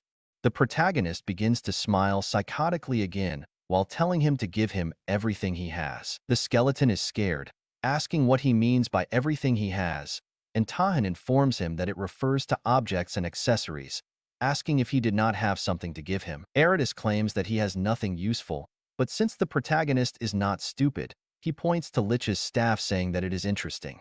The poor skeleton tries to hide the staff, claiming that this could not happen. But he changes his mind when the protagonist holds the box and says that he will break it. The protagonist grabs the staff and Eridus begins to wonder if he could break the contract, saying that if he could, he would do anything for him. However, the protagonist simply responds with a confused expression, saying that he does not know how to break the contract, which leaves Lich incredibly confused. Finally, The protagonist tells him that he cannot break a contract, since he does not even know summoning magic, advising him to make more sense with his words. Eridas gets angry after this comment, screaming that he dared to deceive him. But as he threatens him and approaches, the protagonist says that he warned him that if he got closer, he would break the offering without hesitation. The protagonist lifts the chest and throws it to the ground with force, causing Lich's body to begin to disintegrate while he murmurs complaints. In the end, he disappears, saying that he was so close to returning. The protagonist and Mary can only comment that even in death, Eridas left with style. The protagonist then kneels, picks up a rotten finger from the ground and asks if that was really the offering, noting that it seemed quite important since he invoked such a powerful being. Mary asks who could have invoked Lich, and Tahan says it does not matter, since he obtained a great object from it. But Mary points out that there is still another object, indicating a small octahedron on the ground. Tahan approaches to investigate other objects, lifting it to examine it, realizing that he cannot understand it. He only says that it must be expensive, since it fell from the skull. However, he is interrupted by the rest of the group that runs inside, asking if he is okay, and he hides the staff in the state window. Hinoc takes the lead, asking if he really managed to defeat Lich alone. The protagonist confirms by saying that Lich appeared without leaving a trace. Hinoc, who accompanies King Hun, admits that although he hates to admit it, the protagonist is a very strong hunter, like Yeren and Hunan, who agreed with Hinoc while celebrating in the background. Hinoc approached the protagonist to talk directly to him, apologizing for poisoning him and making him push him into the well. He explained that King Hun had only done that because he had ordered it. To compliment his apology, he admitted that he was not sure why he had done all that to Tahan, and most importantly, he did not know how they had lost their friendship and had distanced themselves. However, he said that he thought it could be because he did not like the fact that the protagonist had worked so hard without having talent and never seemed to progress. But he felt sincerely sorry and offered the protagonist a heartfelt apology. However, the protagonist began to make fun of him, saying that next time he should make it a little more obvious, since he had noticed Hinoc's failed attempt so far. He especially laughed at the fact that Hinoc thought he would fall for something so common. He finally joked that Hinoc must have hit his head to think something like that. Before Hinoc could even question it, Tahan told him to forget about those things and simply celebrate by becoming Class B eating a little later. Hinoc whispered to the protagonist's ear, asking him if by chance he liked that dwarf. The expression of disgust on the protagonist's face was inestimable, and with that face he began to laugh at Hinoc and pointed out. The blushed Hinoc simply told him to shut up and stop making that silly face. While they were arguing in the background, King Hun informed everyone that the door had opened and that they could now leave, especially because Hun was eager to have a great meal to celebrate. After everyone crossed the green portal, they met two people who confirmed that everyone had returned safely and congratulated the one who ascended to Class B. The two people were Swan, a woman with blue hair with a strange aura of the Clear Sky Guild, and Madat Pan, a man with red hair with a peculiar style of the Oran Guild. Swan began to talk about already knowing about the alteration in the test, and walking towards them while emanating that greenish aura. He stated that alterations such as the Imugi becoming a dead one, and even the presence of a lich were impossible to occur at that scale. The eccentric woman began to say that the culprit was undoubtedly someone who was controlling both guilds. Then he stopped in front of our protagonist, saying that he was the culprit, with a rather sadistic smile. And while he was confused, both Yeren and Ogon were equally perplexed by the situation. They stated that the protagonist had helped them during the fight and fought with them, so he could not have done it. However, she put the letter on the table, saying that according to what she had seen, Tahan did it all alone. They had seen the entire fight against the Lich through the transmission, and not only did our protagonist guide them to dodge each attack, but also discovered the secret location on their own. Although they did not know what was there, it was sure that it was the weakness. He insisted that it was very strange and suspicious that a novice hunter like our protagonist knew such critical information. As he mentioned these facts, everyone began to wonder if it really was a possibility. Sorn was the most insistent, asking the protagonist one more time if he really knew that the Lich would appear. He said it almost as a threat and an affirmation. However, we saw that our protagonist was so scared that he could not even move an atom, with his face frozen in a strange expression, thinking that he had no idea that this was going to happen. But he didn't even have time to say anything when Pan approached, asking why the protagonist hesitated so much and declaring that if he did not respond quickly, he would crush him right there. The protagonist only became more fearful, wondering if this lunatic really intended to kill him, but he knew that he had to remain calm and think of a way to clarify this situation, whether he liked it or not. It really seemed suspicious. As he recapped everything that had happened so far, the lich, the sacrifice, and the contractor came to a conclusion and asked everyone to wait a moment and listen to him. He activated his acting mode once again, saying that since he was a child, his dream had been to become a necromancer, leaving the two members of the guild speechless. He continued his fantastic performance, saying that since his childhood he had studied and learned all the characteristics and skills of the undead, as well as their weaknesses. He pointed directly with his finger at the investigators, saying that it was precisely thanks to this knowledge that he was able to deduce that Lich's weakness was hidden somewhere. But the woman simply asked him if he really thought he would believe such a poor lie. If he did not believe him, he told him that he should see his secret letter. He took out the finger used in the sacrifice that had been inside a sarcophagus. That finger meant that someone had made a contract with the Lich, and that he was not a monster deliberately placed in the test. Someone had placed it there through a contract to manipulate the exam. And Tahan dropped a bomb, a very solid argument, since the Lich could never disobey the orders of his contractor, which meant that neither he nor his companions could have been behind the incident. Swan pointed out that if he had really been the protagonist who manipulated the exam, there would be no reason for him to protect his companions. The man with red hair simply asked who he could be, since he was not the protagonist, wondering if he could be someone from the Dark Magic Guild. But Tahan was sure of one thing. The culprit was still inside the area and shouted out loud for everyone to check the hands of the people present. While everyone was looking for the culprit, a man in the middle of the crowd began to run desperately, trying to escape. When passing through the crowd, everyone was sure that he was the culprit and the owner of the finger. The protagonist acted in front of Mary that this is how he caught the culprits while she looked at him without expression. The man with red hair threw himself on the culprit along with the woman, who caught the man with a barrier spell. Matt used his technique, the divine art of the dominant dragon, the dragon blow, but before he could land the blow, the man was already lifeless on the ground. Furious that the man had been eliminated alone, Matt ordered the corpse to be sent to the respective guild and to investigate where he came from and what he was doing. Swan wondered who would be crazy enough to use dark magic to attack both the Oran Guild and the Clear Sky Guild, and promised to discover who had planned all this. And as if it were bipolar, he looked at the protagonist with the sweetest face, apologizing for the misunderstanding and assuring him that he would reward him for the incident. However, our protagonist had already passed out. He could only hear everyone calling his name as he lost consciousness. The protagonist woke up asking where he was, with someone thanking him for finally waking up. It was Sen and Jinuk. After he asked why they were there, Sen said it was because his friend had passed out, and Jinuk Jack joked that he was just checking if he was really dead. The girl with red hair asked how hard the protagonist had to try to pass out from exhaustion, since the doctor had had a lot of difficulty treating him. In addition, he had caused a huge impact during the Class B classification test. He made sure to show the protagonist his phone with the news about the exam. Everyone congratulated him for having carried the whole team on his back. Jinuk even had the courage to say that without him, Tahan would not have been able to do anything. But the girl with red hair told him to stop lying, since everything was in the published video, showing the protagonist doing everything by himself.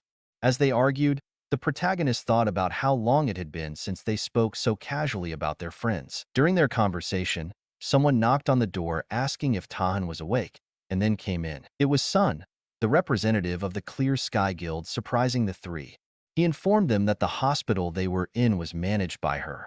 When the protagonist passed out, they brought him there, since the hospital was under the management of the guild. He could be calm because she owed him a debt. That debt was specifically because he had saved a valuable member of his guild. He began to speak in a somewhat strange way, saying that he never thought he would see Yaren again, which already made the hearts hurt to think what could have happened. Then he leaned on the protagonist's bed and asked what he wanted, saying that he would do everything he asked, which was very strange. The protagonist says that he is not sure what to ask, since nothing happens to him, and while he speaks, Hinox, unlike our protagonist, turns completely red when he witnesses this situation. Cian comments that there is a lot of time and that he does not need to decide so quickly, that she will be waiting in the office on the last floor when he has a request. As soon as she left the room, Sienna immediately hugged him, congratulating him on improving so much, while Hinox could not believe it, calling him lucky. The redhead said it seemed like it was yesterday when he saw the protagonist get lost in dungeons and fight weak creatures, and now he had improved so much. After finishing the hug, he asked him if he had already decided something, and as before, he had not yet thought of anything he really wanted, since he was not sure what to ask. Scene explained to him that they were talking about the vice leader of a guild, so he could ask for something related to magic without any problem, since that was basic for her. However, he warned her that the most important thing at that time was for Tahan to rest, so that she could think about it later. He offered her a bottle with a drink, telling her to recover quickly while she smiled. The protagonist thanked him and said goodbye, since he and Hinox had things to do and would let him rest. After they left, Mary commented on how lucky the protagonist was, saying that just thinking about a beauty like the vice leader offering to fulfill any desire was enough to make his heart beat. Meanwhile, the protagonist has the classic face of "what the hell are you saying?" and asks him what the hell is he talking about. He stops to really think about what he could ask, considering money, but realizes that it would be a terrible choice, since she is a S-rank hunter and could easily get something invaluable. Before choosing, he must consider what he really needs at this moment. He remembers something and asks Mary where the objects he previously bought were. She explains that they were probably automatically stored in the parsley market, but Tan once again looks confused, not understanding what he is saying. On the other hand, Mary is very happy to see that finally the protagonist asked about the market, since she had been waiting to explain it for a while. Essentially, it is a platform where users sell things to each other at the same time, with 100 million users from various dimensions trading among them. If Tahan registers now, he will receive bonuses such as the absence of exchange rates, safe transactions, and rewards of 7% for members. The protagonist could not stop thinking that this was really a help, and also that he is really the only person on Earth with access to the market system. And only now does he realize that he is the only one in the world with this system, at least updated. Taking advantage of being unique, he can open a store to resell, since he is the only one who can buy. In that way, he could monopolize the entire market for himself, with a villainous smile. Meanwhile, Mary is surprised by the protagonist's reaction, since she did not expect something like this. The protagonist clicks directly to enter the parsley market, and after verifying all this information, he was completely registered and his entire body was transported elsewhere, in a huge medieval city. We see the protagonist looking around, observing many people holding items and offering them at strange prices. Tan cannot help but think that this looks exactly like a game. But since they are already there, Mary tells him to take a look at the items. He goes directly to the first seller they see, a man with strange horns, a monocle, and a rare beard. He displays a red shield that he had previously shown, an item called a dragon cinnamon shield, a B-class object made of dragon scales, which gives it great resistance, and it costs 18,000 parsley coins. Finally, the protagonist asks Mary how much a parsley coin is worth, and is very surprised to learn that 18,000 would be approximately 240,000 magic stones, the equivalent of a few million won. The worst thing is that this is the base price of things in this market, so everything goes up from there. It is clear that there is nothing here that the protagonist can buy. However, he remembers that he had collected some items before he could sell and wonders how much they would be worth. He pulls out an item from his inventory, saying that he is a novice, and asks the bald man with horns how much that staff would cost. Apparently, the staff is completely unsellable because it is cursed, and unless someone is a very powerful magician, he could not use it, which makes it impossible to sell. As he cannot sell the staff, the protagonist extends a strange stone to him, asking how much it would be worth, since it is from the same monster. The protagonist is genuinely surprised by its value, since it is worth no more than 10 coins. This is practically garbage and destroys the hopes of a rich and monopolized future that the protagonist had been imagining. The bald man with horns says goodbye while Mary tries to console him, telling him that small amounts grow over time and that things do not happen overnight, that he should relax. However, a man approaches and says that he wants to take a look at the crystal, asking if Tan has time for an exchange. In reality, he is a very small demon lord, but the protagonist says that the crystal is just any garbage. The demon insists that he accept the deal, saying that it is fine. As soon as he takes it in his hands and examines it, he confirms that he was right. If he improved that article, it would become very useful, and since it is there, it even covered the cost of the improvement. But before the protagonist can feel completely happy and grateful, the demon adds a condition. If the protagonist does not improve the article, he will have to pay the entire cost himself. But if it is successful, it will be free. Naturally, the protagonist feels confused because the guy has a real demonic smile while he watches him. Of course, Mary realizes that something is wrong and whispers in the protagonist's ear, warning him that the guy is actually a swindler. They basically deceive newbies with absurd costs of enchantments and improvements, and it is the most common scam on the market. Only a fool would fall for it. The protagonist asks if he can stop the improvement at any time, and of course, the demon accepts, knowing that the protagonist will fail in some way. And since our protagonist is the fool, he accepts the deal, while Mary panics, trying to distance him and telling him that this is going to go wrong. But of course our boy would not enter such an unfair deal without a strategy. He has his own methods and tells him to sit down and observe. He is about to show him what it means to overcome adversities only with luck. With his explosive growth activated again, the success rate increases, and the strategies here will be quite simple. Basically, Tahan can continue to improve everything he wants, and the cost of each improvement will be covered by the demon. But if he fails even once, he will have to assume all the costs himself. The greater the success, the greater the risk he will face. The demon transferred the items and the money to the protagonist, asking him if he would like to go to the perfect place. But the protagonist simply made fun of him, saying that he did not need something like that. For the first improvement, he clicked without fear, and the obsidian crystal became an object with a +1 enchantment. The demon congratulated him, saying that Tahan was already 80% closer to success. Something bolder than expected, the demon began to provoke the protagonist, asking him if he was really going to do just one improvement and call himself a man, with a crazy smile. Tahan confidently declared that he would easily reach the +9 enchantment. The demon was confused and asked him if he was really sure, since he was extremely risky. Internally, the demon called the protagonist silly and novice, since the possibility of success for the +9 enchantment was less than 0.01%, or 1 in a million. Of course, he sent all the items to the protagonist with a smile, knowing that he would fail as soon as he received them. Tahan smiled and began to click on the improvement screen like a psychopath, without hesitation for a second. Mary was in shock, yelling at him to stop, and the demon laughed, calling him crazy, saying that all costs would fall on the protagonist. But our favorite trick simply made fun of him, showing the stone and revealing that it was a success. Being +9, it already guaranteed +1 or 0 in all statistics and an additional mana recovery of 20% per hour. Laughing in the same position as before, not for fun, but because he was also in shock. The demon questioned how he had managed to do it, since it was almost impossible. Even as he tried to maintain his composure, he was internally panicking, because Tahan had been successful without a single failure, wondering if the protagonist could be an administrator. But he could not let things stay that way, since that would mean a great loss for him. So he congratulated the protagonist, saying that it had certainly been an impressive feat, but that since he had come so far, he could well go for the final improvement. After all, it was just one more enchantment to reach the maximum. The little red demon was now biting his nails and making some strange expressions that only Tahan noticed. Of course, the protagonist was a little nervous about this challenge. Thanks to the explosive growth, he had a 100% chance of improving to level +9.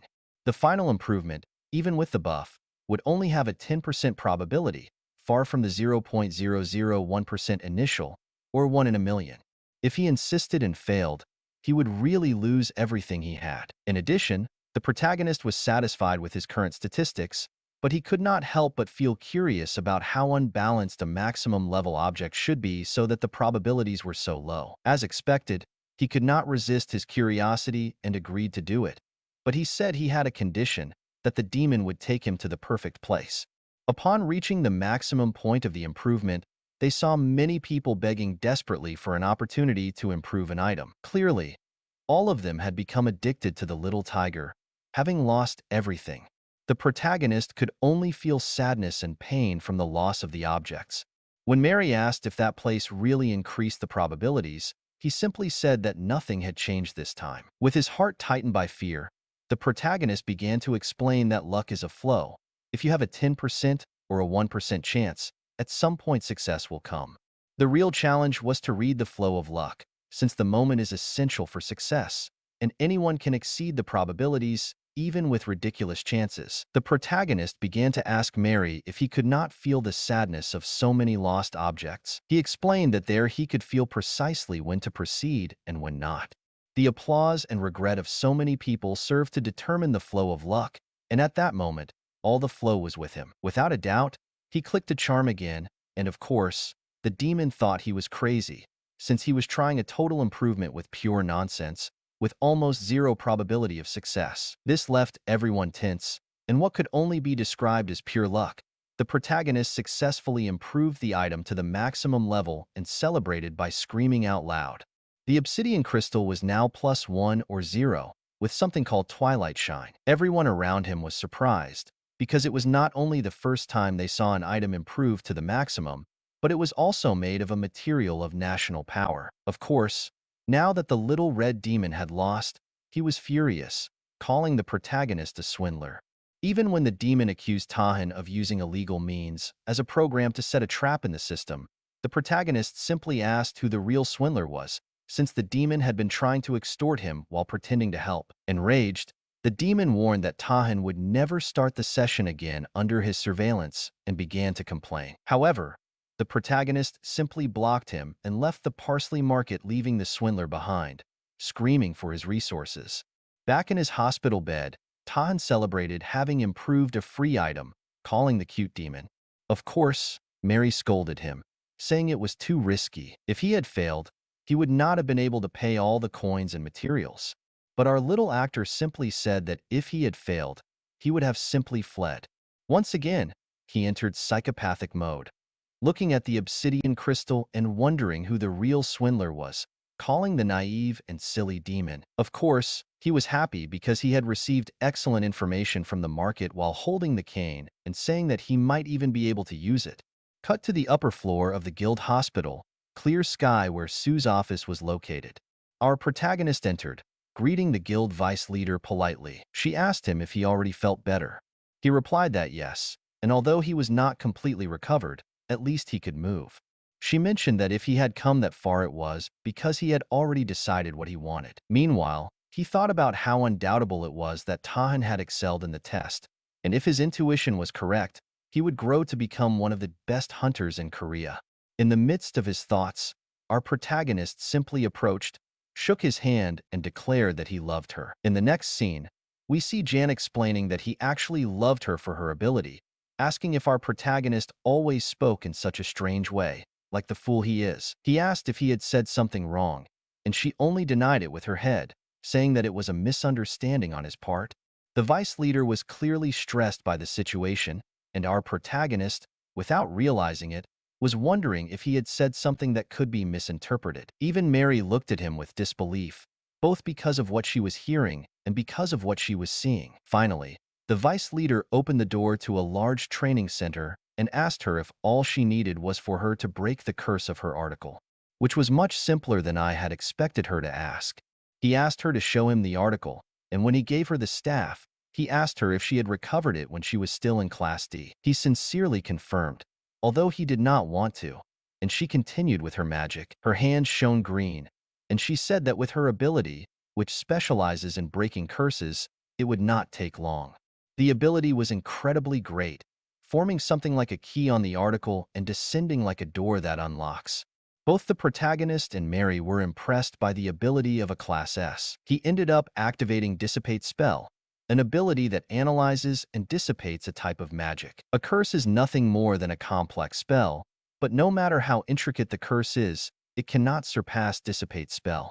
However, behind her, the protagonist appeared with a psychotic expression on his face, holding a small obsidian crystal and spreading it to his back. It was revealed that in addition to its other characteristics, the crystal had an imitation ability that scans and stores the person's ability. This was exactly what the protagonist had wanted from the beginning.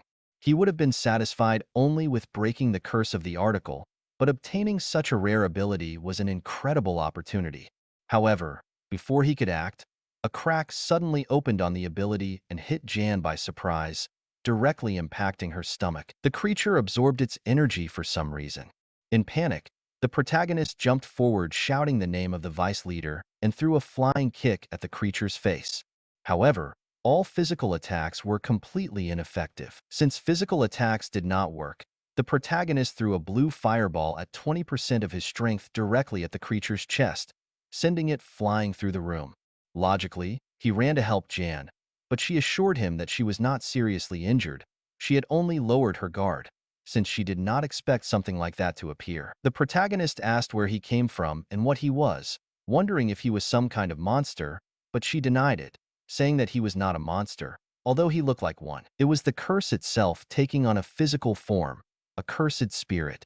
The protagonist was surprised to realize that the curse on the cane had taken on a physical form. She explained that the curse was more deeply rooted in the article of what she had expected, and the only way to eliminate it without damaging the cane was through her ability to dissipate a spell. The problem was that the creature had hit her with an ability that prevented her from using the dissipate at that moment. As she could not use her own ability, she prepared to channel her magic by creating a kind of cane in multiple magic circles, as if she were preparing to throw a fireball of mana at the creature. However, this would destroy the protagonist's cane, which, obviously, did not please him. Desperate, he asked her if she had an ability called Fusion of Power, begging her to lend him her dissipating spell.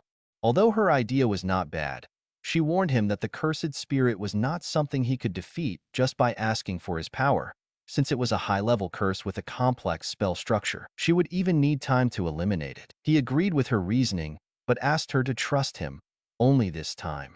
Overwhelmed by his charisma, he deactivated his active ability and told her to listen carefully, since without his guide it would be very difficult.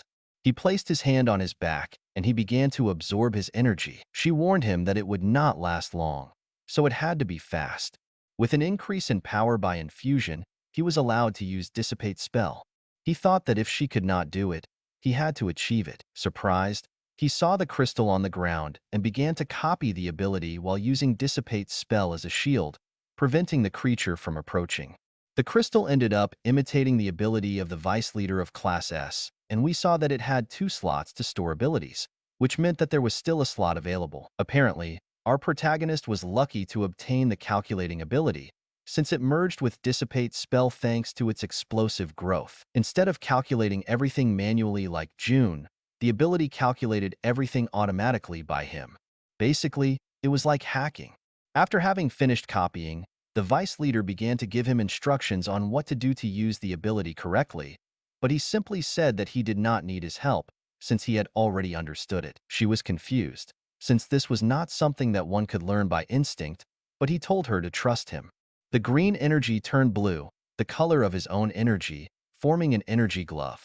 He launched a huge blow, screaming at the creature that needed the staff, so he had to leave it. With a single blow, he practically turned the creature into a corpse. The creature began to try to flee, losing half of his body. Jan was understandably surprised that he could master a skill that she herself found difficult to use, wondering how talented our protagonist was while she was still in shock. He continued to attack the curse, tearing apart the rest of his body until only his head remained. But he no longer had the strength to maintain his form and was completely annulled by a spell of dissipation.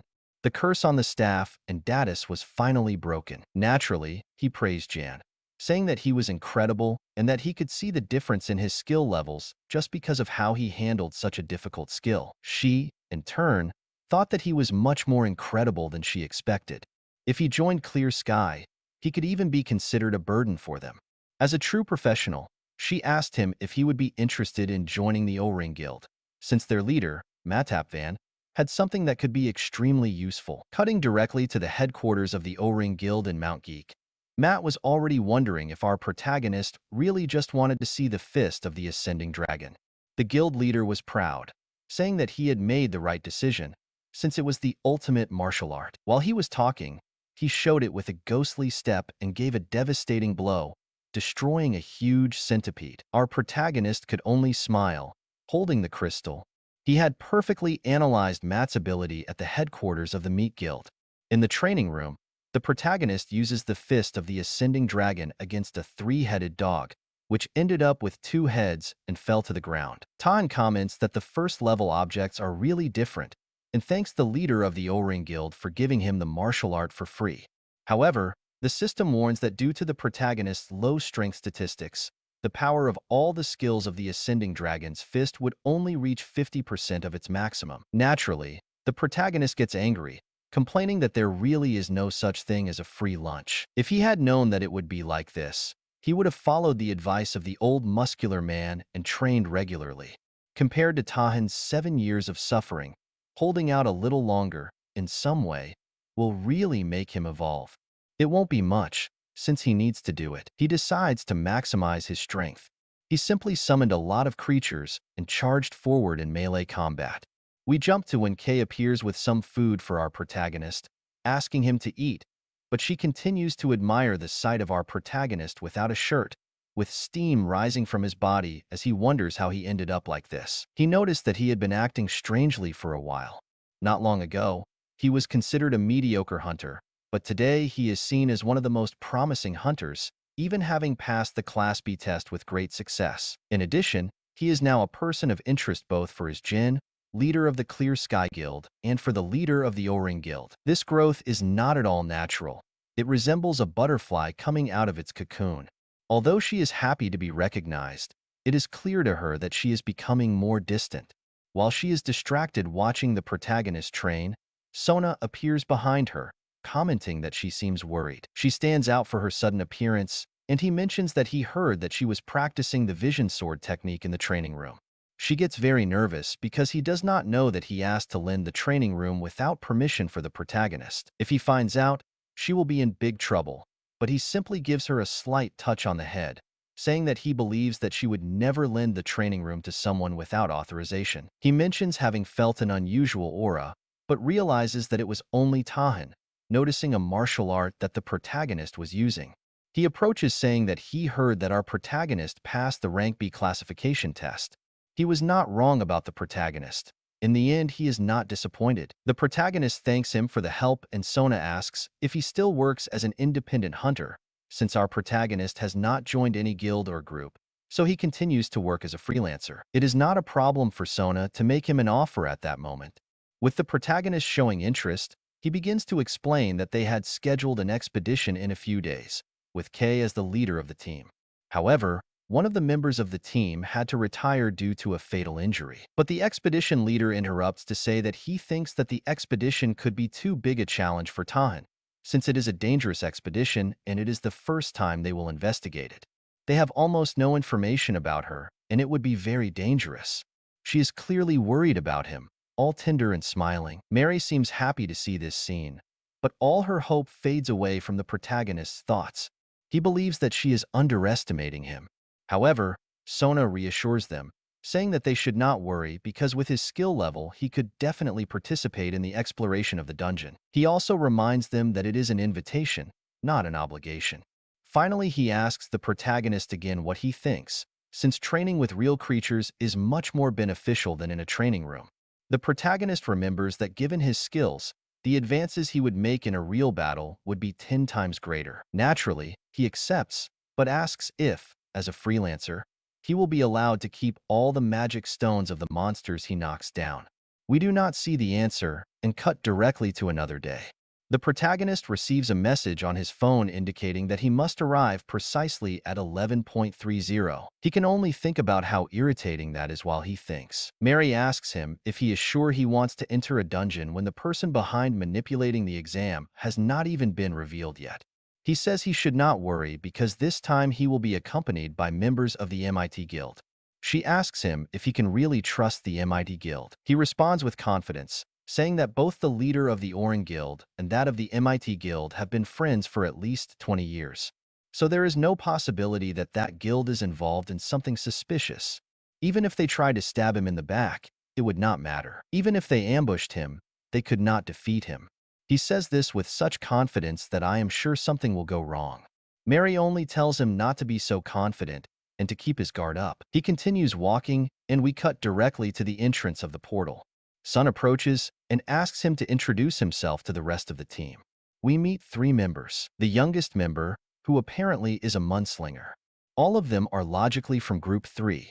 They introduce themselves, and finally, the protagonist asks if everyone is there so that they can enter. But X says that one person is missing. She informs them that one of her members was injured during training the night before and could not come, so they called a reserve hunter. Before the protagonist can ask who the hunter is, a car starts to sound the horn and someone shouts asking him to turn to one side. From inside the car, a tall man tattooed with several jewels and a bag face comes out and asks the protagonist if he did not hear him, questioning if he is deaf. This rude and arrogant man asks his partner to be polite. The protagonist approaches, introduces himself, and asks the name of the stranger, but the man only looks at him strangely, spits on the ground near him, and moves away.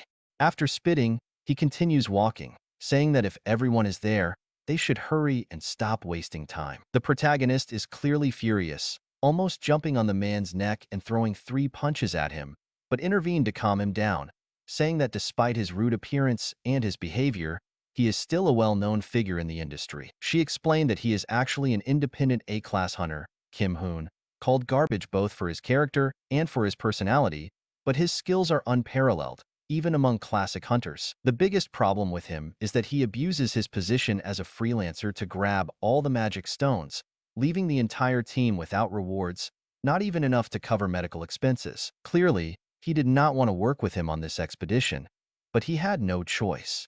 In Ta-hoon's mind, he only wondered how he had had to come across this type of hunter before, but since Kim he is a classic hunter without affiliation, the protagonist decides to treat this piece of garbage in the same way he treats everyone else. Inside the portal, we see a Karmasi sky with SIA screaming that everyone should remain calm and maintain formation while numerous creatures charge at them. As the monsters began to unleash their fury like RPG barbarians, Kim went ahead, screaming that she could not waste time with low-level creatures, literally crushing them with her costly bag while pushing the end of K.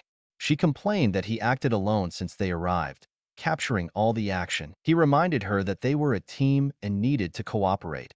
Otherwise, her reckless behavior would endanger not only him but the entire group. However, Kim underestimated his concerns, calling her crazy and saying that she was acting out of fear. She made fun of her leadership, stating that she would never achieve anything with that attitude. Zen, clearly furious, but Kim continued to blame her lack of progress for her fault and pointing her finger at her face. He stated that the strongest hunters earned more money and fame, and ended up calling her a joke, questioning how someone like her had ended up leading a team. Deep down, our protagonist walked with the angriest expression he had had so far. Even Mary seemed visibly annoyed by the disrespectful pig. We cut to a castle where they are received by the Duke of Zeta, an NPC and lord of this cursed land. While Zen was trying to thank him, Kim rudely interrupted by calling the Duke an old man and demanding that he go straight to the point. The Duke explained that this was a land where a great evil had been sealed a long time ago. It was completely cursed and uninhabited for human life. However, an artifact had been used to purify and drain the dark energy. Our protagonist interrupted by saying that it seemed that the artifact had been stolen. The Duke confirmed this, explaining that if they could recover it, the land could be restored and life could return one day. The Duke revealed that the invaders had broken the artifact into pieces and had taken them in several directions. The team began to comment on how the mission seemed easier than expected for a Grade 2 dungeon. They did not anticipate a search and recovery mission, and the monsters that guarded the artifact were only a little stronger than usual. Zen deduced that the pieces had probably scattered to the north, south, east, and west. Before he could elaborate it, Kim made fun of her again for overthinking something so simple. He suggested that they be divided into teams to look for the pieces. Zen preferred to prioritize security and keep the group together, but this time our protagonist agreed with Kim. He even silenced Zen in the middle of his protest and said that he wanted to team up with Kim if no one opposed him. The team was divided into 3 groups of 2, and Zen told them to regroup in the south once they had the pieces of the artifact to face the final challenge together. Our protagonist put on his best acting face, telling Kim that it was an honor to work with him. He even called him sir, and said that he felt inspired by Kim's speech to Sana. He agreed that the strongest hunters deserve more money and fame, stating that he wanted to follow Kim's example. Kim, pleased with the compliments, asked the protagonist for his name and said that he would help him whenever and wherever he was close. Eventually, they arrived at a cemetery, and the protagonist asked why Kim had chosen that place. Kim, indifferently, said it was because there seemed to be a high concentration of monsters there, and if any appeared, they could deal with him. Even in acting mode, the protagonist asked if he could stay in a smaller area, as he feared to delay Kim. Kim did not allow it and moved to the other side. However, as time passed and no monsters appeared, Kim got frustrated and shouted for them to stop hiding. Meanwhile, Tahan, the protagonist, was already cultivating monsters in his area, collecting high-quality magic stones. Kim got even more irritated when he realized that the monsters only appeared near Tahan. He briefly wondered if the protagonist had planned this, but dismissed the idea, believing that he was too inexperienced to have such a prediction. Frustrated, Kim resorted to using his provocation ability in the area, shouting for the monsters to stop hiding and leave. Tahan smiled, his expression becoming completely psychotic when he saw that Kim was using the provocation ability. We see a flashback where Zuna had explained Kim's ability out the door. She mentioned that although Kim was not particularly special as a militia hunter, his provocation in the area was quite unique. Tahan had shown interest in this ability, but when asked, he simply said that he was curious. In the present, Tahan smiled when he saw how the map showed an overwhelming number of monsters being attracted by Kim's provocation. This was exactly what he wanted, a great opportunity to cultivate. The boy and the mouse, surrounded by hordes of monsters, panicked and shouted at Tahan to stop watching and come to help. Tahan, calmly, refused, saying that he could not leave his designated area. Kim, overwhelmed, shouted again for help. Tahan, seeing the moment and wrapped in a blue aura, used a ghostly step followed by the dragon's ascending blow. In a single devastating movement, he destroyed all the zombies around him. Kim was stunned, wondering if Tahan was really a B-rank hunter. After the dust settled, Tahan casually thanked Kim for his provocation ability, commenting that nobody could have guessed the huge number of monsters that were hiding in the area. Then he revealed a mountain of high-quality magic stones that he had collected just to rub the wound. Kim, visibly moved, suggested that they leave now that they had already secured the artifact. However, Tahan refused, saying that they should help the others by collecting more magic stones. With a sly smile, Tahan politely asked Kim to use his provocation ability again on the other side of the area. The group of Zen met with the other duo, and the four stayed together. Both groups managed to collect some crystals, and thanks to Tahan, they were able to find all the artifacts. Due to everything he did, he managed to complete the mission, an impressive growth that was exclusively his. The mission required him to master the skills he had copied from him, and he completely mastered the dragon's ascending blow, allowing him to use it at 100% of his power. A sniper in particular was impressed by the amount of crystals that our protagonist had gathered, since they did not even fit in a single inventory. To keep his image of a good boy, he offered to take some, leaving Kim very surprised, but Mary even more. They all declined, since it would be to take advantage of the protagonist's kindness, since he had won everything for himself. However, he insisted, saying that everyone had worked hard and he already had enough stones. Kim had shared some with him before, so he was just following his example. To confirm his point, he gave Kim a slight threat, asking if he was right, and of course, Kim agreed. They all thanked both the protagonist and the big boy, and in the end, they began to collect the magic stones. Zen, however, was confused and thought about the situation, since he did not know exactly what the protagonist had done, but he had clearly been successful. While all this was happening, Mary began to ask if the protagonist was okay with distributing the magic stones, but he simply said that it was all a matter of image. Back in the Duke's castle, we see him greeting the hunters and thanking them for gathering the artifacts, since now, thanks to them, the cursed land could flourish with life. Kay asked where they should deliver the artifacts, and the Duke said that they could give them to him, since as Lord of the Earth, he would be the one to make the offering. However, this left the redhead thinking, who asked an interesting question. When he gave them the mission for the first time, he had said that he had not been able to protect the artifacts from the barbarians, and as a result, the evil sealed had been released and had killed everyone there. He confirmed this, but she continued with a really important question. How had he survived? This caused the atmosphere to become extremely tense, and the Duke began to laugh, saying that she was, in fact, very cunning, since most of the people would never notice this. However, it was already too late, since he had been regaining his power since they brought the artifacts to the castle. While he was talking, he took off the cape he was wearing, revealing his true appearance. He also revealed himself as the secret chief, a high-ranking vampire, the Duke Duas, also known as the Great Evil, with a level of danger F, and San explained how he had realized this. It was because in such a large dungeon there was no final boss, which was very strange. In addition, the artifacts did not seem intended to clean the dungeon, so it was a case of duplicated mission. And if the artifacts were gathered by the Lord, another mission would begin. The protagonist could only think of how fascinating this was, since he had discovered what a duplicated mission meant. It was interesting to know that from the beginning, that old man had been the final boss. The vampire extended his hand and ordered them to advance and offer the artifacts to witness his glorious resurrection. For some reason, the redhead began to walk towards him, carrying the artifacts.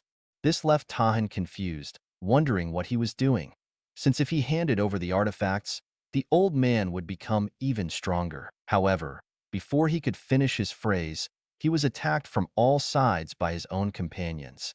He managed to dodge all his attacks, logically realizing that everyone was under the effects of the enchantment of the evil eyes.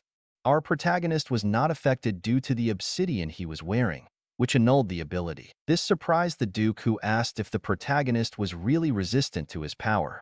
In response, Tahan simply made him a gesture, saying that he was not attracted to ancient vampires and that the Duke should try to flirt with some enchantress in an old man's center. The vampire, of course, got angry, but said it didn't matter, since he had managed to gather all the artifacts. That day he would regain his immortal power and ordered everyone to destroy Tahan in pieces. Tahan found the whole situation problematic, with the vampire saying that it didn't matter how strong he was, he would still have to fight his companions and would end up with a tragic death at their hands. However, contrary to what the vampire expected, Tahan simply channeled energy into his middle finger and began to hit his companions on the forehead, knocking them out instantly, specifically Kim.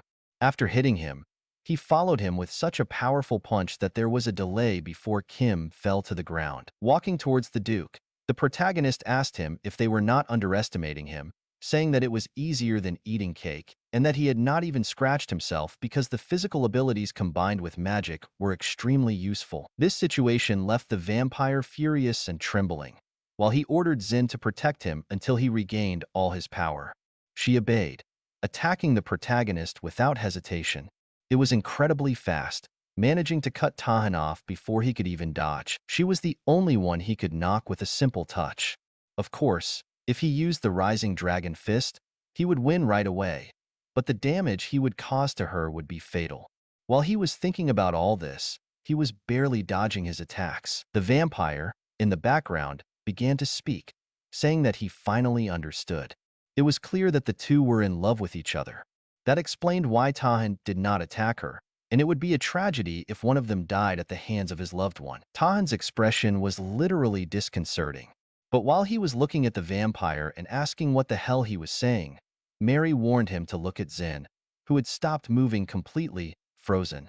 The protagonist realized that for some reason, the vampire's enchanted ability had decreased for a moment. Even the Duke was confused, ordering him to move and kill Tahan.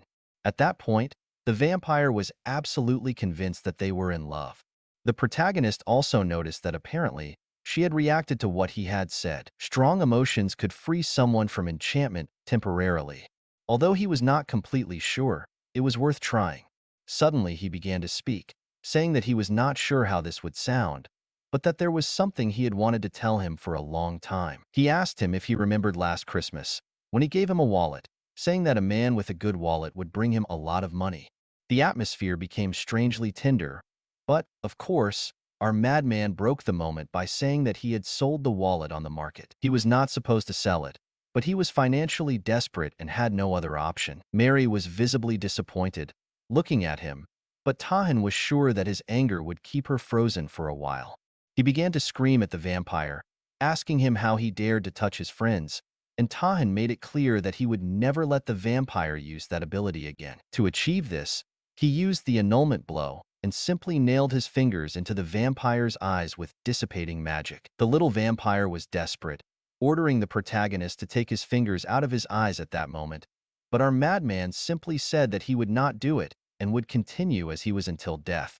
The structure of the vampire's ability began to be calculated while he screamed, and once it reached 100%, the ability was completely annulled. Thanks to this, the Duke managed to free himself, but the damage to his eyes remained, and of course, he was confused about what the protagonist had done with his eyes. But he realized that this had been done to break his powers. Once the people who were unconscious began to wake up, this made no sense to him, since no one had ever been able to do this. It could only happen if at some point his mana had run out. Furious and confused, he asked again how the protagonist had done it, but our madman is cunning and simply asked him why he should care, since he was going to die anyway.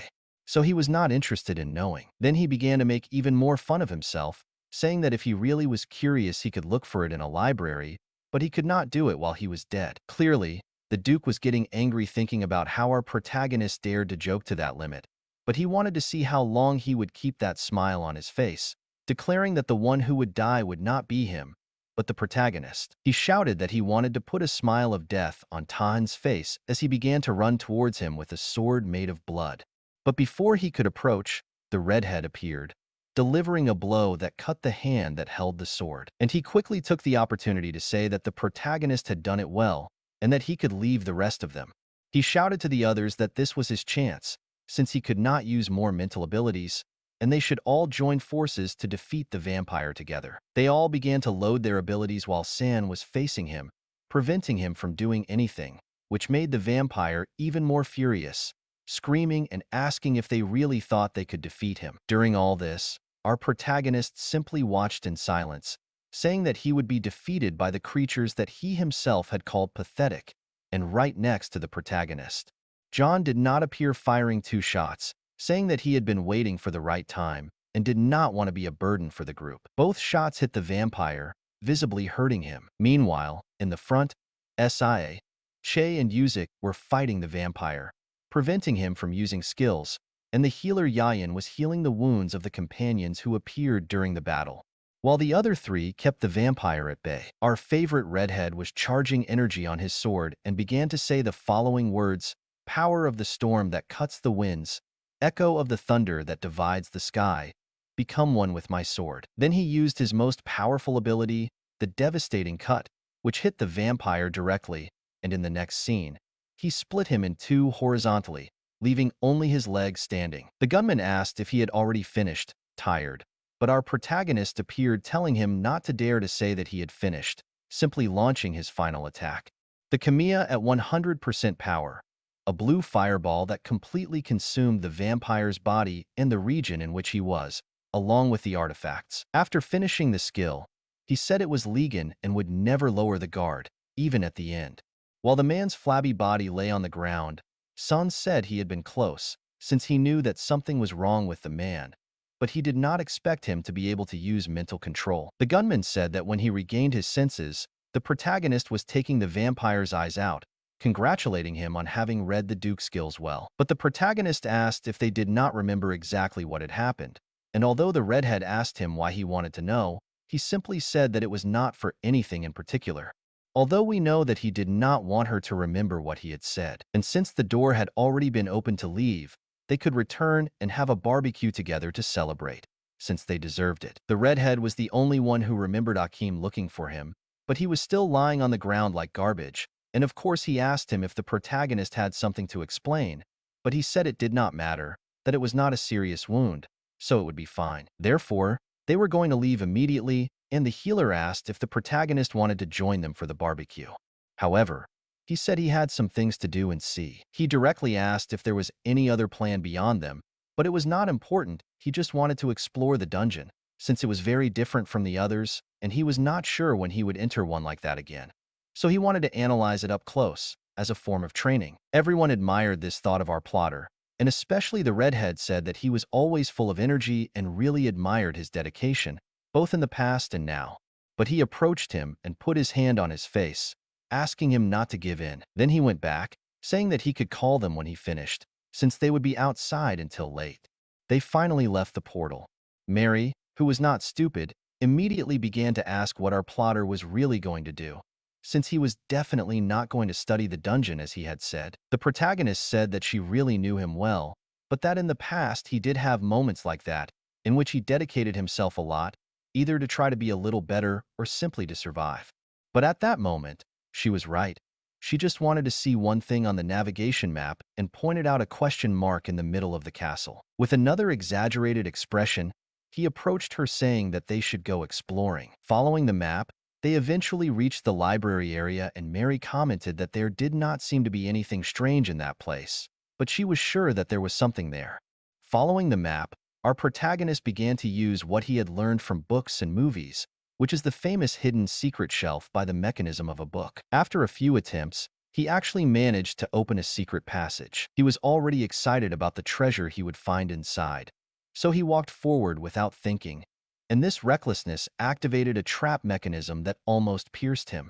Mary even tried to warn him, but he was too fast, and to finish, she said that there were many traps in that area according to the map, and although he could identify them, it was as if they were completely hidden inside the dungeon, so the exact locations were not visible. Our protagonist simply said that he never expected to have to use something like this, but the moment was perfect, and he took the cane out of his inventory, shook it, emitting a purple aura, and said, "Listen, listen to my call and appear, Aritus."